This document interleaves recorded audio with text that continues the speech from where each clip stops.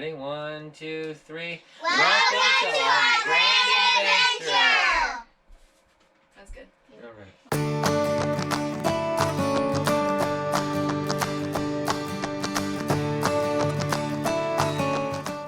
Hey guys, this week was packed with 4 different locations, so we've assembled for you our favorite parts, although there's so much more that we wish we could have put in. Get started.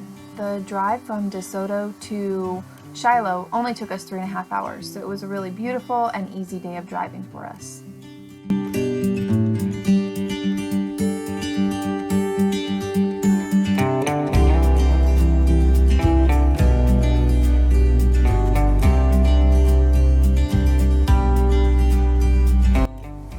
This was just an overnight stay for us, so as soon as we got to the campsite, we dropped off the trailer and headed over to the Shiloh battlefield.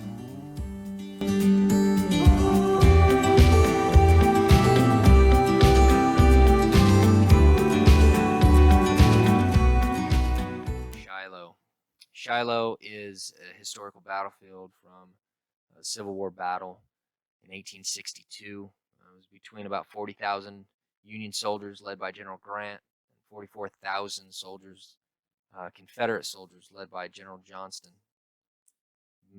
There's a lot of history. I can only cover a little bit in this amount of time, so here's the basics of it. Johnston and the Confederates had been expelled from Kentucky and Middle Tennessee, and they fled to Corinth, Mississippi, which was a major railhead at the time. Grant pursued and took his 44,000 men to a place 22 miles north of Corinth called Vicksburg Landing. Landed there, disembarked, and spread out over a couple-mile radius, set up camp, and started to drill for the battle in Corinth. They underestimated Johnston, didn't think that he would do anything. Johnston marched 44,000 men north, and on April 6th attacked Grant's forces. April 6th and April 7th was basically a back and forth. General Johnston ended up dying on the battlefield, and one of his subordinate leaders, General Beauregard, eventually led the rest of the Confederates back south towards Corinth. Lots of history here. We'll post a link in the description to a video. It's pretty cool. If you ever get a chance, come by and see it.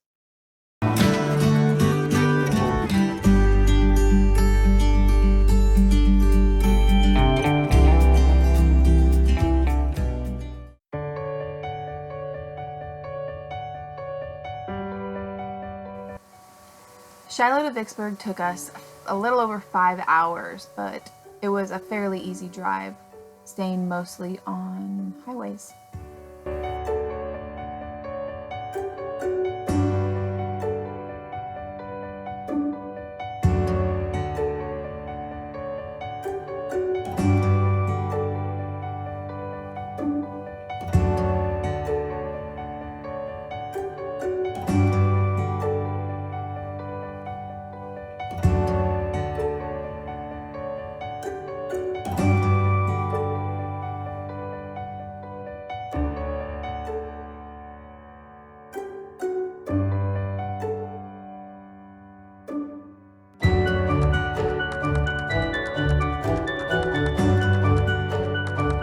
We headed south to Vicksburg.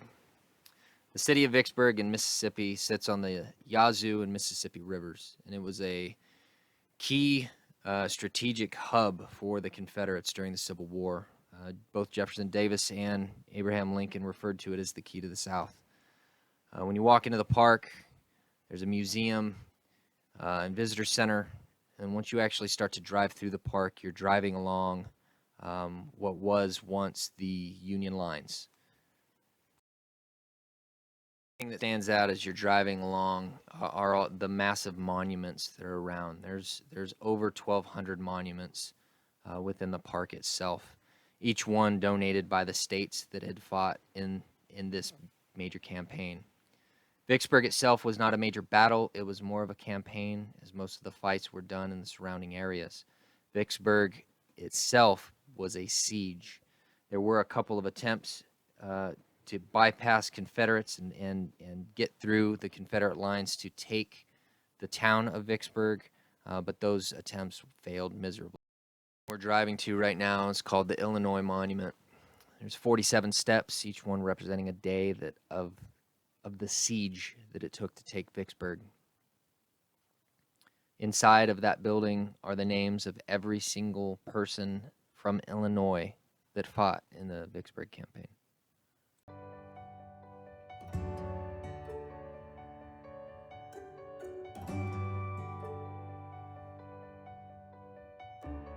Up to was a farmhouse that had been there and was used by Union soldiers as a headquarters building. It's been rebuilt, but it's basically what it was during the time. Itself called redans. It basically just built up positions, defensible positions the Confederates had done in their preparations for this. Monument, the Wisconsin Monument, was another one of my favorites. Is seen here. No number of steps, meaning or anything like that, but once again at the top, all the names of the Wisconsin soldiers that fought in the Vicksburg campaign can be found.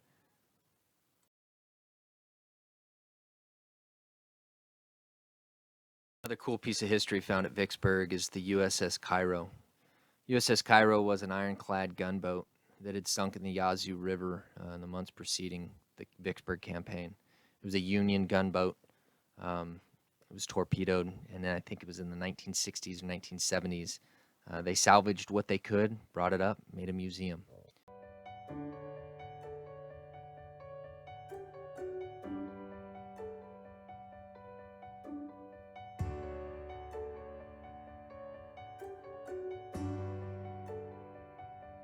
Just past the USS Cairo Museum is the Vicksburg National Cemetery.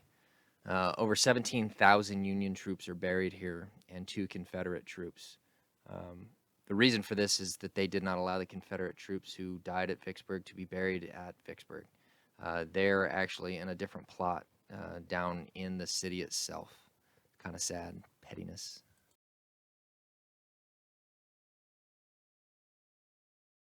Past the cemetery, you start to drive the Confederate lines and you start to see their defenses. Once you start to get up in there, you actually start to understand why it took so long to take down Vicksburg and why both the North and South considered this to be the key to the South's defenses.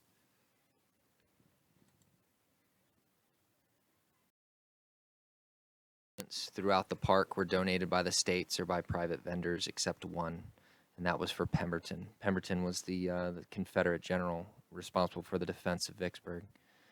His statue and those around it were donated by the federal government.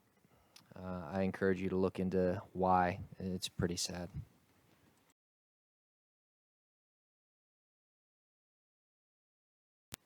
Overall, Vicksburg is one of my favorite historical sites. It's my second time there and our family's first time there. There's too much history to cover in a small video like this. Once again, we will put a video and post a link in the description. And if you're ever there or near Vicksburg, go and check it out. It's very well worth your while.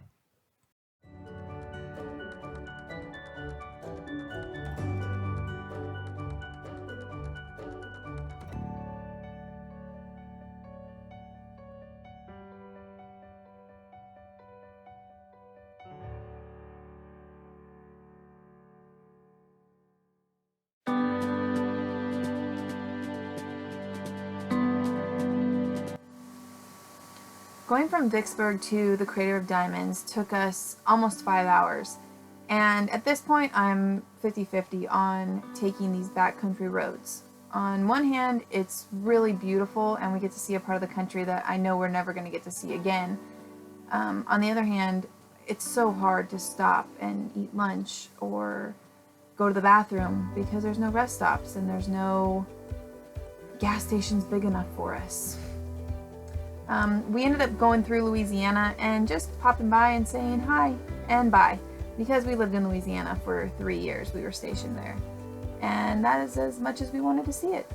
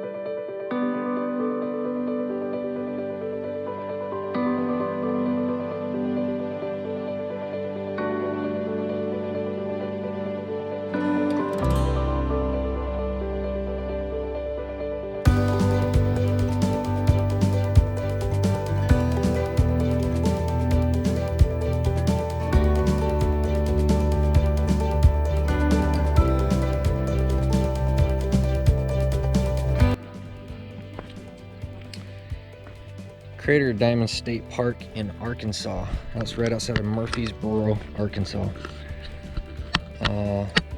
Apparently, in the late 1800s, a geologist for this state kind of figured that there were going to be diamonds here because they found diamonds in a South African area that had the same soil composition as this place, apparently.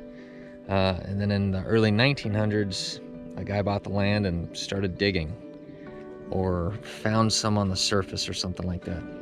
Either way it goes. Fast forward, and here we are in 2019, and this place is a state park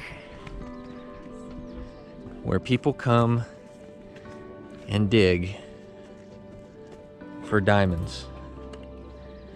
It is the 8th largest diamond field in the world, and there was a 40+ carat diamond, the largest ever found in American soil, found here.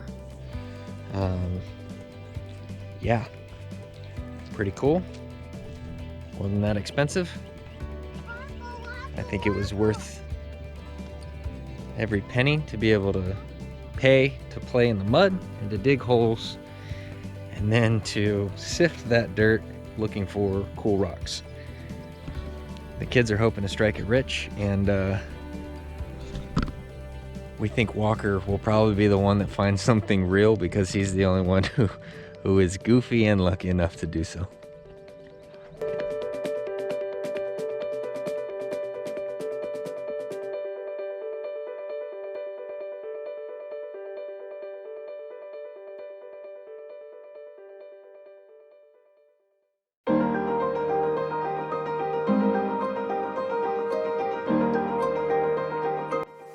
Getting to Chickasaw from the Crater of Diamonds took us almost 5 hours.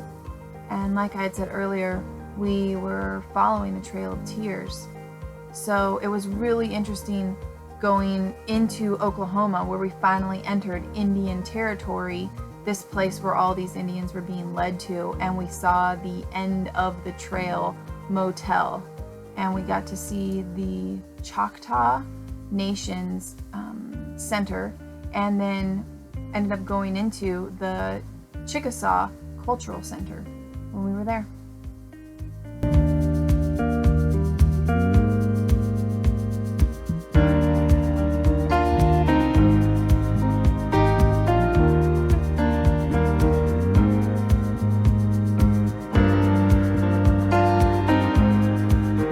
The morning off by going to the Chickasaw Cultural Center, and this place was beautifully done. The weekend that we ended up going there, it was Mother's Day weekend. So they had a bunch of tables set up with different crafts and things for the kids to be working on, and face painting.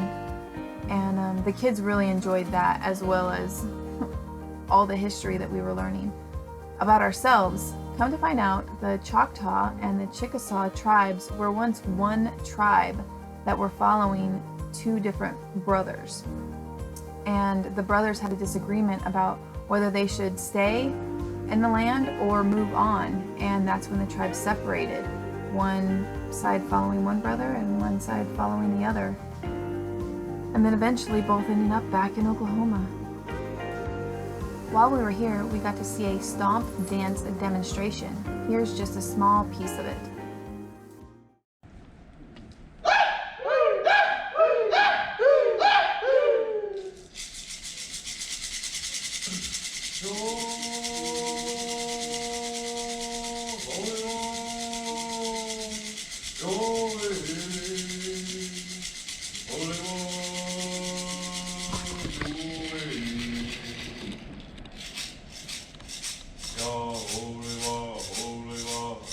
Go!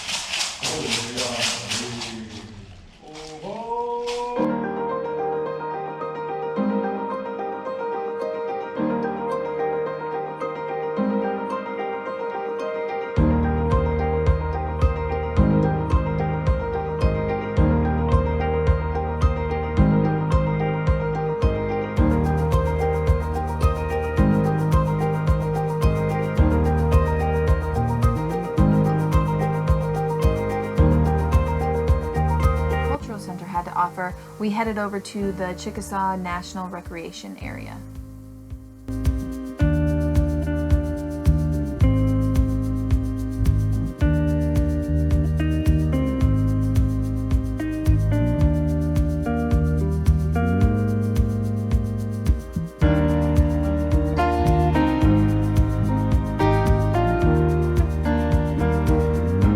Had some really scenic trails that we all enjoyed, with a bunch of little waterfalls and these mineral springs that were rich in travertine. And people come from all over to fill up their water bottles at these springs and drink these healing water.